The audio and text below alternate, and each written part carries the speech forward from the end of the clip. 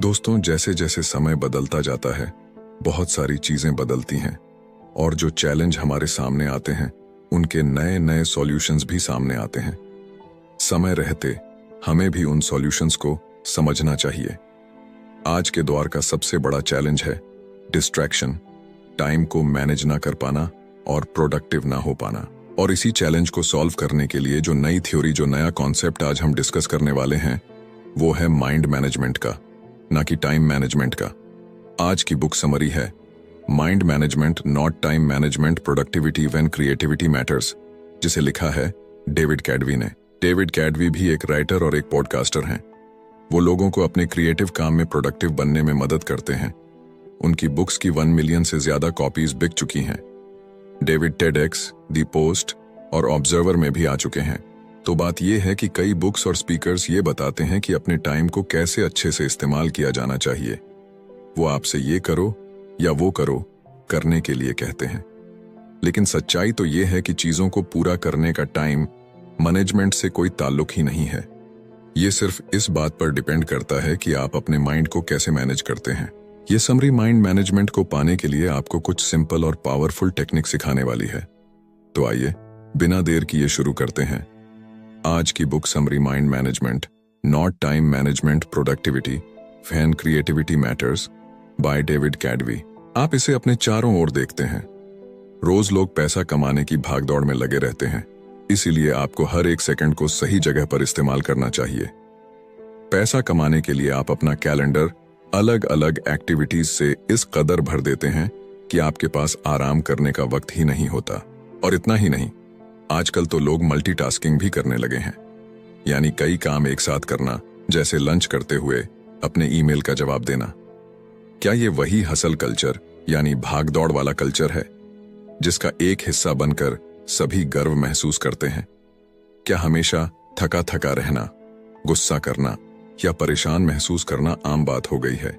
ये समरी ये साबित कर देगी कि टाइम मैनेजमेंट अब किसी काम का नहीं रहा और इससे आपको कुछ भी नहीं मिलेगा। आप ये सीखेंगे कि माइंड मैनेजमेंट सक्सेस पाने और कोई भी काम करने में कैसे आपकी मदद कर सकता है। आप ये भी सीखेंगे कि कुछ पाने के लिए आपको किसी भी तरह की जल्दबाजी करने की कोई जरूरत नहीं है। टाइम मैनेजमेंट नहीं, माइंड मैनेजमेंट अपने गोल्स को पाने का बेहतर तरीका है। तो आइए शुरू करते हैं इस पहले चैप्टर से, mind management not time management. इस बुक के ऑथर डेविड कैडवी खुद को एक राइटर नहीं मानते थे। उन्हें बचपन से ही लिखना कुछ खास पसंद नहीं था, लेकिन एक दिन उन्हें एक ऐसी बुक डील ऑफर की गई जिससे कोई बेवकूफ ही मना करता। इसीलिए डेविड ने अपनी लाइफ को इस तरह प्लान किया ताकि वो एक बुक लिख सकें। सबसे पहले उन्होंने इस बात का ध्यान रखा कि उनके पास बुक लिखने के लिए अच्छा खासा टाइम हो। उन्होंने अपने दोस्तों के साथ डिनर और दूसरे प्लान्स को कैंसिल कर दिया, पर इनकी जगह अपने राइटिंग सेशंस को रखने लगे। डेविड ने डेट्स पर जाना भी छोड़ दिया, यहां तक कि अपनी ग्रोसरी और खाना भी घर पर डिलीवर करवाने लगे। उन्होंने अपनी बुक लिखने पर फोकस करने के लिए जी जान लगा दी थी। एक राइटर के दिमाग में शब्दों का जैसे एक पिटारा सा होता है, पर वो शब्दों के साथ खेल जाते हैं। लेकिन डेविड के लिए ये सब इतना नेचुरल या आसान नहीं था। जब वो लिखने बैठते तो एक शब्द भी नहीं लिख पाते थे और न जाने कंप्यूटर के सामने बैठे बैठे यूं ही कितने घंटे निकल जाते। फिर उन्हें खुद पर प्रेशर महसूस होने लगा। डेविड को अगले कुछ हफ्तों में बुक का 25% काम खत्म करके पब्लिशर को दिखाना था। अगर वो ऐसा नहीं कर पाते तो डील कैंसिल हो सकती थी। डेविड अपनी फैमिली और दोस्तों को निराश नहीं करना चाहते थे। बड़बड़ाहट में उन्होंने कोस्टा रिका में एक रिट्रीट ज्वाइन करने का मन बनाया। वो ये बात अच्छे से जानते थे कि वहां जाकर भी वो कुछ नहीं लिख पाएंगे।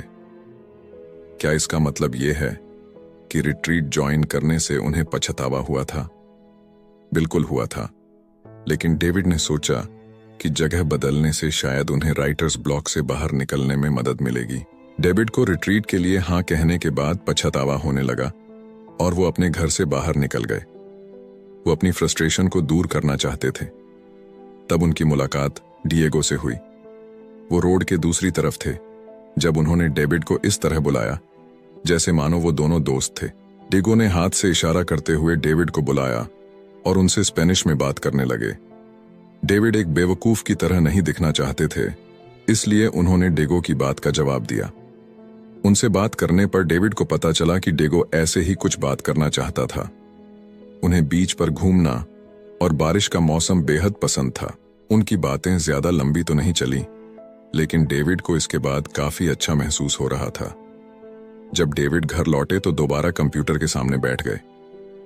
अगले 1 घंटे में डेविड पहला चैप्टर लिखने में कामयाब रहे। इससे डेविड को समझ में आया कि ऐसा क्या हुआ था जिससे वो लिख पाने में कामयाब रहे थे। इसकी वजह लिखने के लिए समय निकालना नहीं था।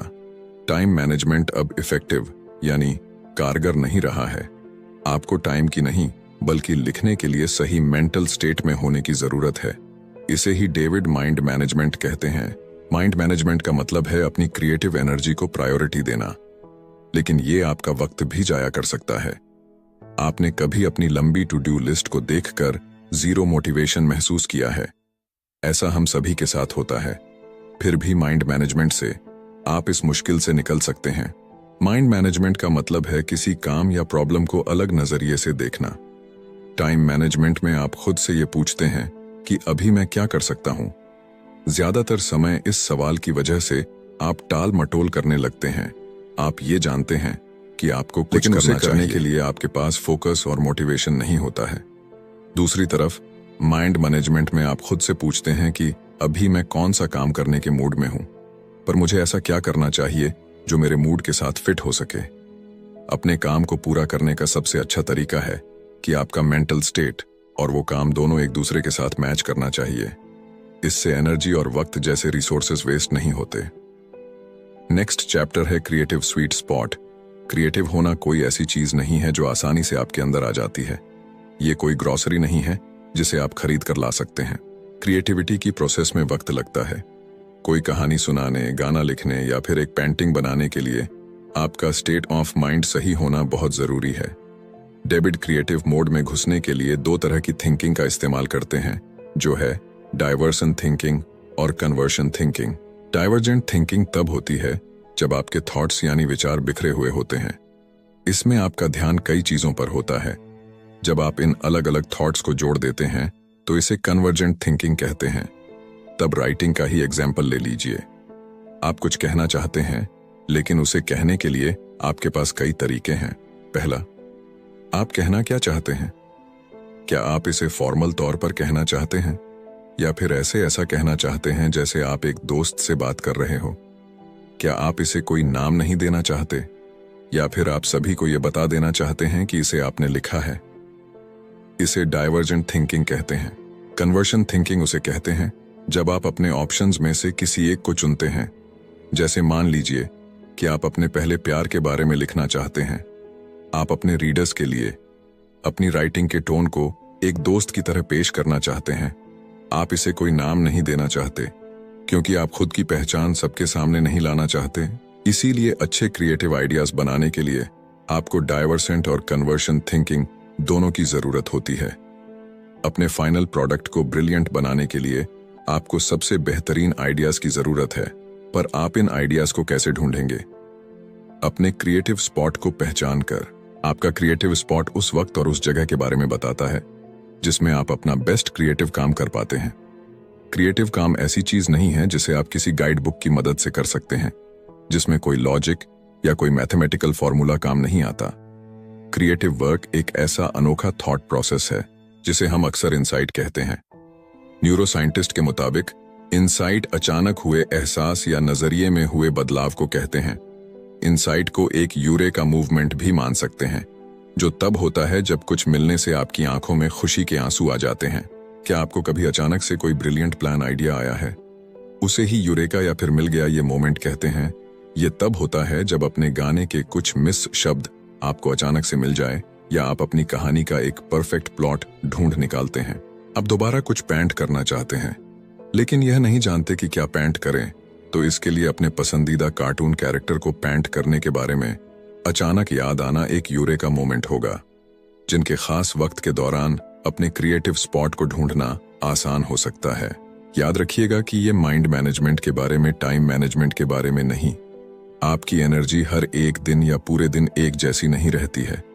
जैसे जॉब पर आपकी बहुत सी एनर्जी खर्च हो जाती है, ऐसे ही अपने दोस्तों के साथ सोशलाइज करना या अपनी पेंटिंग या नोबेल पर काम करने जैसे काम भी आपकी बहुत सारी एनर्जी ले लेते हैं।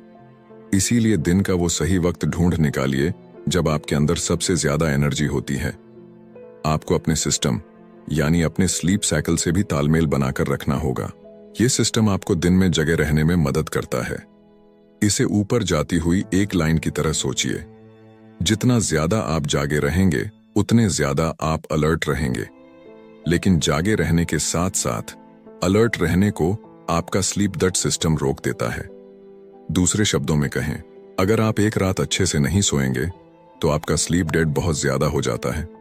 अपने स्लीप डेट को नीचे जाती हुई एक लाइन की तरह सोचिए, क्योंकि ये आपके एनर्जी को कम करता है। आपके सिस्टम और स्लीप डेट दोनों की लाइन दोपहर के शुरुआती वक्त लगभग 2:30 बजे मिलती है। इसी वजह से आप इस वक्त सुस्त और थका हुआ महसूस करते हैं। अपनी बॉडी क्लॉक को समझने से आपको अपने काम पर आसानी से फोकस करने में मदद मिलती है। बहुत से लोग सुबह सुबह बहुत फोकस्ड होकर काम करते हैं, जैसे बेस्ट वायलिन प्लेयर अपने दिन की शुरुआती 2-4 घंटे मन लगाकर प्रैक्टिस करते हैं। मशहूर राइटर वर्जीनिया वुल्फ और साइकोलॉजिस्ट BFP ऐसा ही करते हैं। ऐसा इसलिए क्योंकि सुबह का वक्त वो समय होता है जब लोग पूरी तरह से जगे हुए और सबसे ज्यादा अलर्ट रहते हैं। अपने क्रिएटिव स्पॉट को हासिल करने के लिए डेविड ने एक और तरीका बताया है। इसे वो फर्स्ट आवर रूल कहते हैं, जो अपने काम को पूरा करने में उन्हें डिसिप्लिन रहने में मदद करता है। जब आप अपने दिन का सबसे पहला घंटा अपने प्रोजेक्ट पर लगाते हैं तो उसे फर्स्ट आवर रूल कहते हैं, और ये कोई ऐसा वैसा प्रोजेक्ट नहीं होना चाहिए, बल्कि आपका सबसे इंपॉर्टेंट प्रोजेक्ट होना चाहिए। ऐसा करने से आप उस प्रोजेक्ट को जल्दी पूरा कर पाएंगे। इसे सुनकर ऐसा लग रहा होगा ना कि क्या आप ऐसा सच में मुमकिन है? तो जवाब है जी हाँ, बिल्कुल मुमकिन है। अपने दिन की शुरुआत अपने सबसे इंपॉर्टेंट काम से कीजिए, यानी एक ऐसे काम से जो आपको करना ही है। ऐसा करने से इसे पूरा करने के लिए आपके आलसी होने के चांसेस काफी कम हो जाते हैं। ऐसा करना उस काम में आने वाली रुकावटों को भी रोकता है। इस इंपॉर्टेंट लर्निंग को लेने के बाद बढ़ते हैं नेक्स्ट चैप्टर की ओर, द 4 स्टेजेस ऑफ क्रिएटिविटी। जब आप असल में राइटिंग और पेंटिंग नहीं कर रहे हैं, तब भी आप राइटिंग और पेंटिंग कर सकते हैं। क्रिएटिविटी का प्रोसेस सिर्फ राइटिंग और पेंटिंग के बारे में नहीं है। इसे सोशल साइकोलॉजिस्ट ग्राम बोलर कंट्रोल के 4 स्टेज या क्रिएटिविटी के 4 स्टेज कहते हैं। पहला स्टेज है प्रिपरेशन, यानी कि तैयारी करना। यह तब होता है जब आप अपने प्रोजेक्ट के बारे में सब कुछ सोचते हैं। आपकी स्टोरी में कौन सी कैरेक्टर होंगे, आपका गाना कितना लंबा होगा, पेंटिंग बनाने के लिए आप किस चीज का इस्तेमाल करेंगे। ये ब्रेनस्टॉर्मिंग यानी दिमाग चलाने वाला स्टेज है। इसमें आपके पास अपने प्रोजेक्ट की इतनी इंफॉर्मेशन होती है कि आप एक चलते फिरते इंसाइक्लोपीडिया की तरह हो जाते हैं। डेविड ने भी अपनी बुक पर इसी तरह काम करना शुरू किया था। ऐसा भी वक्त हुआ जब वो अपने लिविंग रूम में बैठकर इंफॉर्मेशन के ऐसे सोर्सेस को खोलकर देखा करते थे। डेविड के चारों ओर बुक्स, न्यूज़पेपर और जर्नल्स बिखरे रहते थे। उनके पास एक व्हाइट बोर्ड भी था, जिस पर वो पॉसिबल टॉपिक्स और चैप्टर लिखते थे। डेविड ने जो रिसर्च की थी वो समय की बर्बादी नहीं थी, ये उन्हें क्रिएटिविटी के अगले स्टेज तक पहुंचने में मदद कर रही थी। दूसरा स्टेज इंक्यूबेशन है। ये ऐसा वक्त होता है जब आप अपने प्रोजेक्ट पर इतना एक्टिव होकर काम नहीं करते हैं। आप शायद किसी और चीज पर काम कर रहे होते हैं या फिर अपने दोस्तों और फैमिली के साथ वक्त बिता रहे होते हैं। हमें बीच बीच में ब्रेक लेने की जरूरत होती है। इसी काम को तुरंत पूरा करने के लिए खुद को मजबूर करना हमेशा काम नहीं करता है। ऐसा करने से आप फ्रस्ट्रेट होने लगेंगे और आपको गुस्सा आ जाएगा। ऐसा होने से आपको अपने क्रिएटिव स्पॉट को ढूंढने में और तीसरे स्टेज पर जाने में मुश्किल होगी। तीसरा स्टेज एलिमिनेशन है। ये यूरेका या आहा मूवमेंट है। तीसरे स्टेज को पूरी तरह नहीं समझाया जा सकता। ऐसा इसलिए क्योंकि ये अचानक से होने वाला और अनप्रेडिक्टेबल होता है। जैसा कि बताया गया है कि अगर आप जरूरी तैयारी नहीं करेंगे तो आप इस स्टेज तक नहीं पहुंच सकते। आपको पहले स्टेज पर बहुत सा वक्त देना होगा। आइए जानते हैं कि पहला स्टेज आपको तीसरे स्टेज पर पहुंचने में कैसे मदद करता है। इसके लिए हम दी बीटल्स के पॉल मैककर्टनी का एग्जाम्पल लेंगे। पॉल ने यस्टरडे नाम का वो यादगार गाना बड़े ही अनोखे तरीके से कंपोज किया था। उन्हें इस गाने की धुन अपने सपने में सुनाई दी थी। जब उनकी आंख खुली तो वो आंधी नींद में उठकर अपने पियानो पर उस धुन को बजाने लगे। और इस तरह इतिहास के सबसे महान गानों में से एक गाना बना। लेकिन ये इतना भी आसान नहीं था। येस्टरडे लिखने से पहले भी पॉल कुछ गाने लिख और बना रहे थे। वो सालों से म्यूजिक क्रिएट करते आ रहे थे और क्योंकि वो येस्टरडे जैसा गाना लिख पाए थे, उनका काम वही नहीं रुक गया था। नहीं, पॉल ने यह पक्का किया कि वो चौथे स्टेज को भी अच्छे से पूरा करें, जो है वेरिफिकेशन। चौथा स्टेज वेरिफिकेशन है। ये तब होता है जब आप एलिमिनेशन की स्टेज में आए यूरेका मूवमेंट के बारे में सोचते हैं। इसमें आप ये पक्का कर लेते हैं कि आपका जो आइडिया था वो फुल प्रूफ और ब्रिलियंट है। आप ये डबल चेक करते हैं कि किसी चीज की कमी तो नहीं है। पॉल को 100% विश्वास तो नहीं था कि उनका बनाया हुआ गाना ओरिजिनल था। उन्हें लगा कि हो सकता है कि यह भी एक ऐसी धुन थी जो उन्होंने पहले कभी सुनी थी। ऐसे वक्त ऐसे ENP या सॉफ्टवेयर नहीं हुआ करते थे जो ये बता सके कि कोई धुन ओरिजिनल है या नहीं। इसीलिए पॉल ने 1.5 साल इस बात को पक्का करने में ही लगा दिया कि वो धुन उनकी खुद की थी या नहीं। इसी दौरान उन्होंने अपने गाने को बदलने के लिए उसके लिरिक्स, ट्यून और अरेंजमेंट को सुधारने पर काफी काम किया। अगर आप क्रिएटिविटी के हर स्टेज में अपना वक्त नहीं लगाएंगे तो आप कभी कोई मास्टरपीस नहीं बना सकते। आपको इस पूरे प्रोसेसर के हर स्टेज से होकर गुजरना होगा। नेक्स्ट चैप्टर है दी 7 mental state of creative work. David का कोई स्ट्रिक्ट यानी रूल नहीं था, लेकिन उनके पास करने के लिए ऐसे काम और जाने के लिए ऐसी जगह थी जो उन्हें लिखने के सही मूड में लाने में मदद करते थे। अपनी छोटी सी नोटबुक में कुछ लिखने के लिए वो जॉन हैंकॉक सेंटर के 19 5th फ्लोर पर जाते थे। ये थॉट्स शुरुआत में बिखरे हुए से रहते हैं, लेकिन इन्हें लिखने के बाद डेविड को वो दूसरी चीजें भी दिखने लगती हैं जो उन्हें लगता था कि अपने बुक में शामिल करनी चाहिए। जॉन हैंकॉक सेंटर डेविड को उनके थॉट्स को अरेंज करने में मदद करता था। एब्सेंटो कॉफी नाम की एक कॉफी प्लेस थी जो डेविड को बहुत पसंद थी।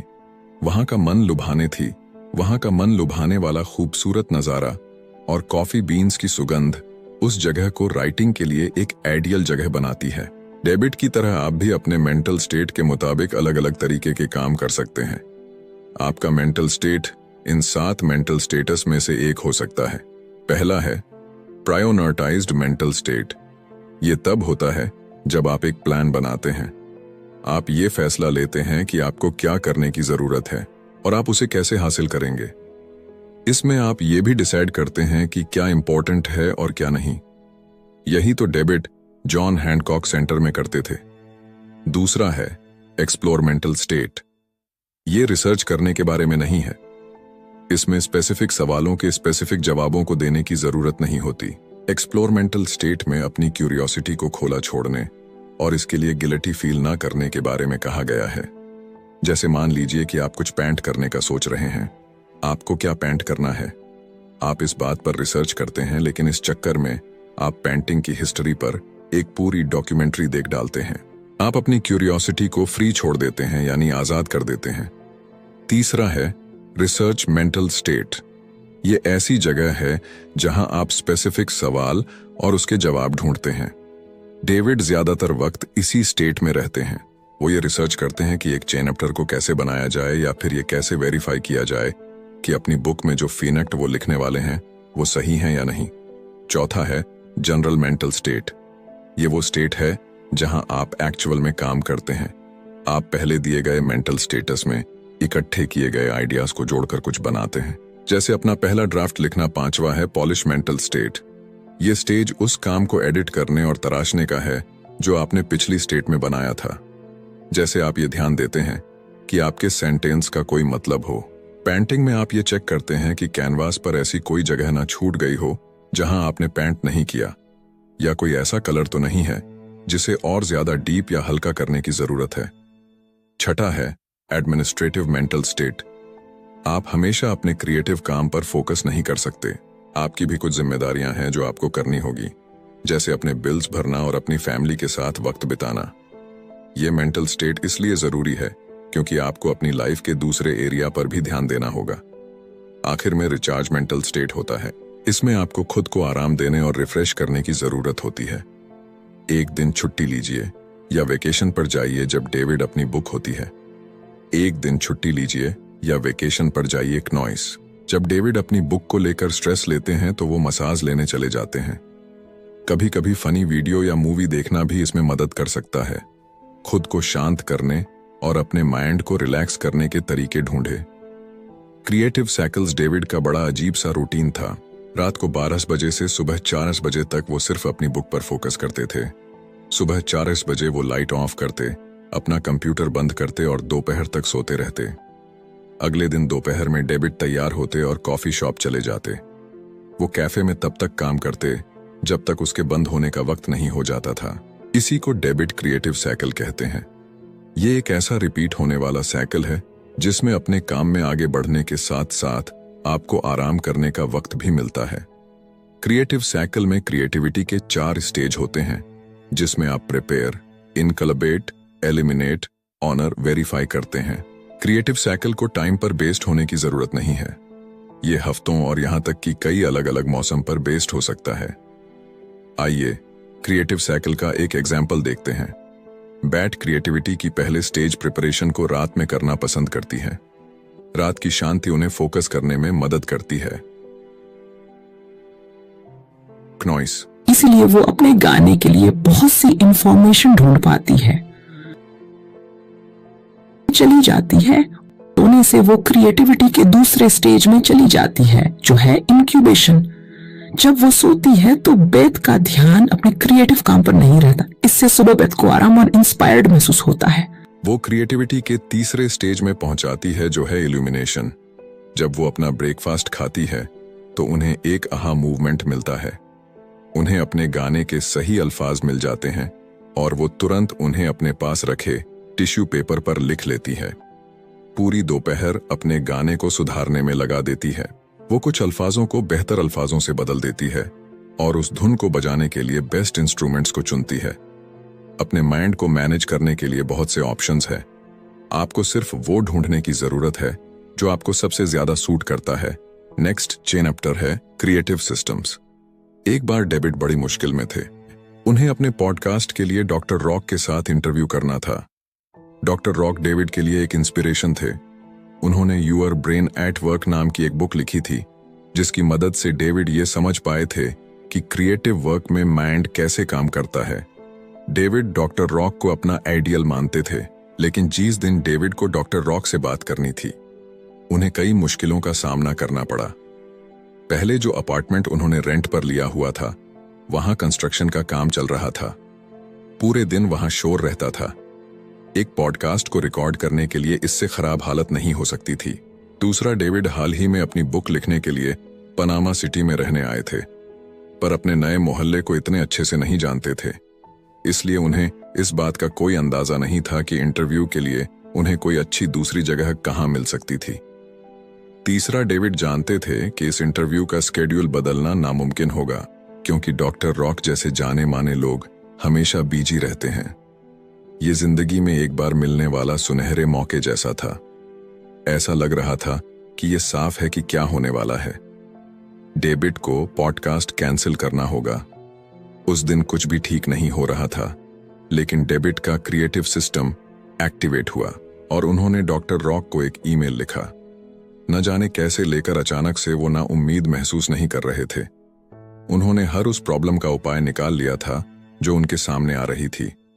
आखिर में डेविड डॉक्टर रॉक के साथ रिकॉर्डिंग करने में कामयाब हो गए थे। क्रिएटिव सिस्टम में एक ऐसा रिपीटिंग प्रोसेसर है जो आपको अपने क्रिएटिव काम को करने में मदद करता है। ये आपको जानने में मदद करता है कि अपनी मेंटल एनर्जी को ध्यान में रखते हुए क्या स्टेप्स लेने चाहिए। क्रिएटिव सिस्टम को एक छाती की तरह सोचिए, जो आपके क्रिएटिव साइकिल और क्रिएटिविटी के स्टेज को कवर देता है।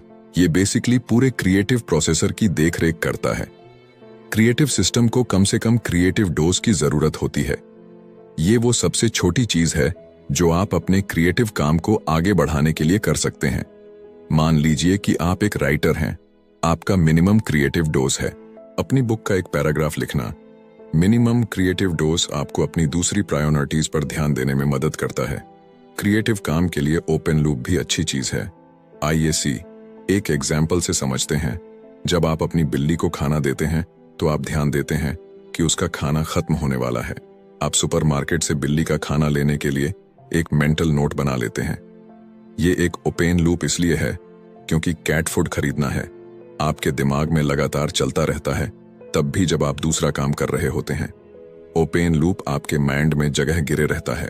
ये मेंटल स्पेस, ये जगह तभी खाली हो सकती है जब आप उस काम को पूरा कर लेते हैं, यानी कैट फूड खरीद लेते हैं।